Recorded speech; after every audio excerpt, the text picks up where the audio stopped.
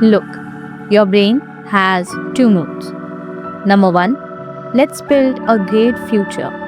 Number two, let's eat, scroll, nap, and avoid all responsibilities. Peter Holland's Neurodiscipline is basically a guide on how to stop the second mood from ruining your life using everyday neuroscience, not motivational Instagram quotes. Today, in the next 10 minutes, you will see why your brain is biologically lazy, how to trick it into discipline without becoming a boring robot, practical cheat codes to get yourself to study, work out, or stop doom scrolling. Part 1. Your brain is not on your side. Holland says self-discipline is a battle of two brains inside you. First is your prefrontal cortex, the Albert Einstein part. It plans, thinks long term, makes pros and cons list, and knows you should be working right now. Second is your limbic system, the skittish cat part. It wants comfort, pleasure, safety, and zero effort. It thinks it's still in 10,000 BC and its main job is avoid pain, find snacks.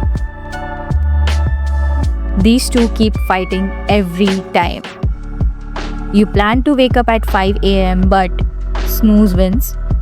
You plan to study but one more reel wins. On top of that, there's dopamine, the brain's reward chemical. Dopamine makes you feel good when you eat, scroll, socialize, or even get likes. It also releases in anticipation of pleasure, which is why just thinking about Netflix is enough to distract you from your assignment. And then comes the pleasure principle. Your brain is wired to seek pleasure and avoid pain, especially right now. Discipline is literally the opposite. It's choosing the discomfort now for a bigger reward later. It's not just you, it's physics. Well, neuroscience. Part 2. Act before your monkey mind wakes up. Holland says that emotions and impulses are faster than logical thinking. If you give your monkey mind time, it will talk you out of everything. Gym tomorrow. Study after a break. Break the whole day.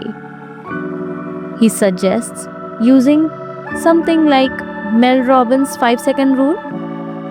The moment you feel an impulse to do something good for your goals, you have about 5 seconds before excuses attack. You silently count 5, 4, 3, 2, 1 and move.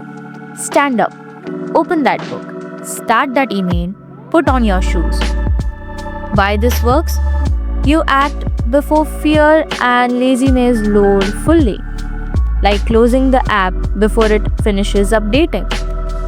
There's also a similar idea called the 7 breaths rule by samurai culture. Make decisions within 7 breaths instead of overthinking them too much. Moral: if you wait to feel motivated, you're finished. If you move first, motivation usually follows. Part 3. Time travel to save your future self. Holland says one reason we procrastinate is temporal myopia. We are nearsighted in time. Present you, this cake, reel, nap will feel amazing. Future you, bro, what about my career, health, and sleep? A solution he shares is time travel in your head. Step 1. Visualize your future self. Imagine yourself in 6 months or 5 years. Are they proud of you for studying? Or mad at you for choosing Netflix for the 100th time? Study shows that when people connect emotionally with their future self, they make better long term decisions like saving money or working towards their goals. Step 2. Use the 10-10-10 rule. Ask, if I do this, how will I feel in the next 10 minutes, 10 hours, or even 10 days? Example, skipping a workout. 10 minutes. Yay, food and couch. 10 hours. Shouldn't have eaten that much. 10 days. Why did I break my streak for that one random dinner? The idea here is simple. Make the future consequences feel as real as the present craving. That way, saying no to instant pleasure doesn't feel like sacrifice. It feels like protecting your future self. Part 4. Trick yourself with if then and temptation bundling. Hollins doesn't assume you will suddenly wake up ultra disciplined. He gives cheat codes to make discipline almost automatic. Step 1. If then planning.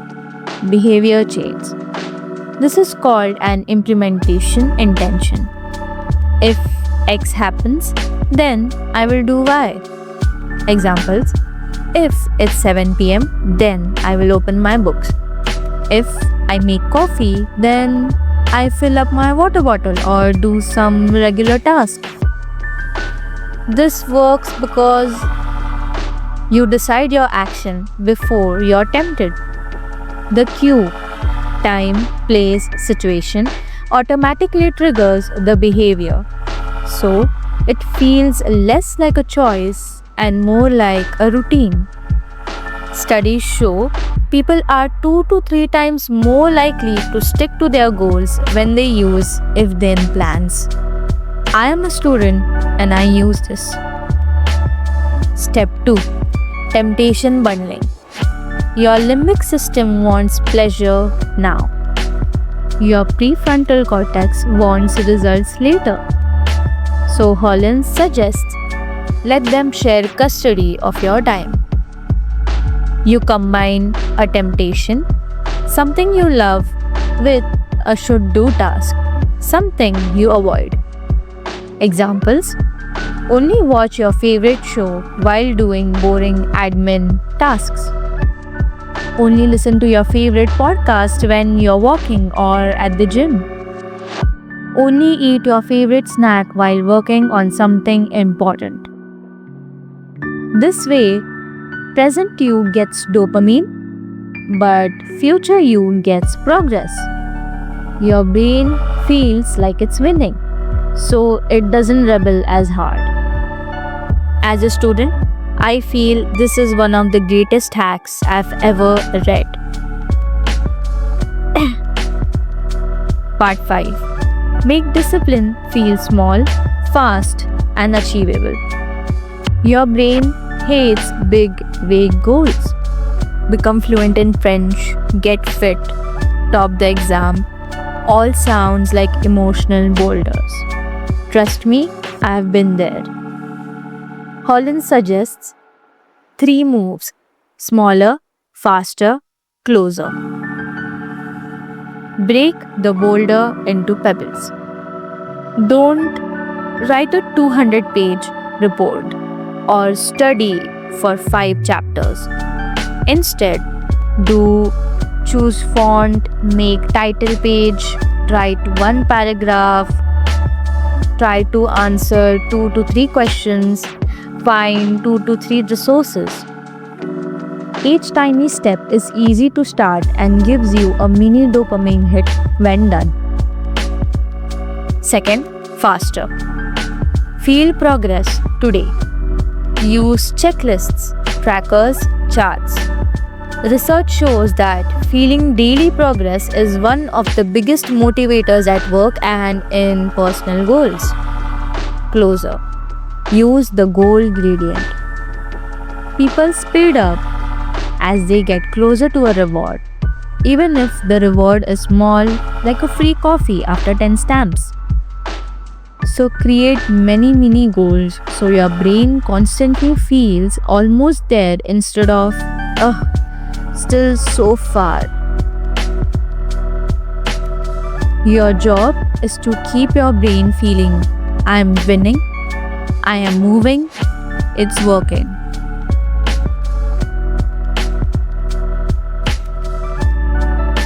When progress is visible, self discipline feels less like a punishment and more like a game. Part 6: The unsexy goal, sacrifice and discomfort.